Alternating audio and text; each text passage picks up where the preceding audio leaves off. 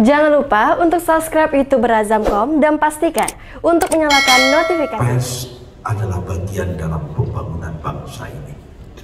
Tempo hari perjuangan yang dilakukan pers bersama-sama anak bangsa lainnya sehingga membuahkan kemerdekaan Republik Indonesia ini.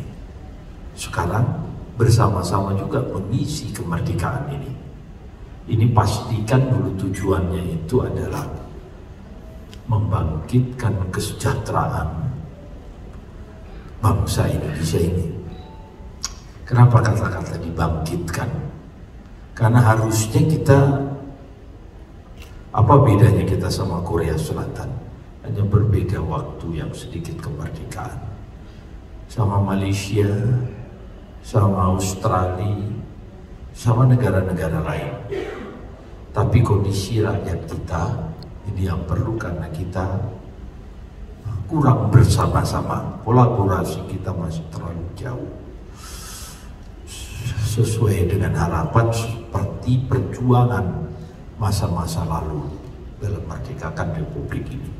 Bersama-sama kita, walaupun senjatanya pers ini pena. Kalau saya, basic saya, senjata saya udah tahu lah bapak-bapak. Terus mana yang lebih duluan mati? Senjatanya pers atau senjatanya tentara? Tentara. Senjatanya tentara cepat dia menghadap yang maha kuasa. Tetapi senjatanya pers ini bisa menyiksa orang, mati tidak, hidup pun tidak. Jadi lebih sakit dia. Ini dua-dua durhaka ini, tentaranya maupun persnya, apabila orang itu tak beriman. Saudara-saudara saya, orang bilang itu Jawa Barat yang pertama pers di Indonesia ini. Tahun 1923 katanya Jawa Barat. Besok Bapak buktikan. Yang pertama itu tahun 1863 pers itu. Di mana lahir? Di Sumatera Utara. Jadi ini yang perlu diproklamirkan dulu. Sumatera Utara ini banyak orang-orang pers, Pak, tapi tidak menjadi booming, menjadi terbuka gitu, karena ya orangnya mudah bosan, tapi kemampuan untuk berjiwa pers itu sangat tinggi di Sumatera Utara. Makanya kata Pak Parianda tadi, banyak ketua di sini itu bisa berkelahi itu Pak untuk merebutkan ketua SPS gitu. Belum turun aja udah dirongrong dia.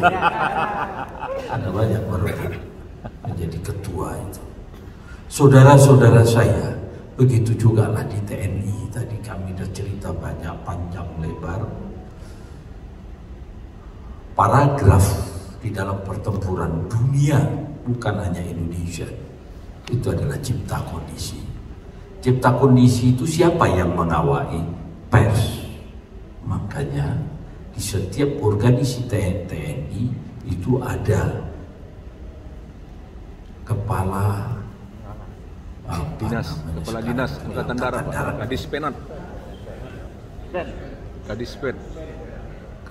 Dis atau pers ya? Kadis Penat, Pak. Dispenat ya. Dispenat penerangan. Dan sampai saat ini adalah IQ yang tertinggi adalah di pers itu. Makanya dia susah sekali mencari orang pers di TNI. Tetapi di luar TNI, pers itu banyak sekali. Secara kuantitas, ini yang perlu dipikirkan secara kualitas. Kalau ini berjalan, perusahaan ini akan jalan, Pak. Saya terima kasih banyak. Saya juga menjadikan pers ini merupakan kebutuhan bagi saya. Kenapa? Karena pers inilah yang mensosialisasikan sebagai alat. Pada saat yang lalu datang COVID, wah saya sempat stres, mati di perusahaan pers. Harga kertas naik, si pembeli tak ada, yang medsos semakin jadi, wah kacau mati. Kita kumpul duduk, ujung-ujungnya Bapak subsidilah kami, nah itu ujung-ujungnya. Antogen ini. Nah, ya, kita harus lakukan itu. Kita lakukan itu, kita mensubsidi. Bahkan ada perusahaan yang 3 hari berturut-turut cetaknya kita ambil semuanya. Kalau enggak dia tekor, Pak.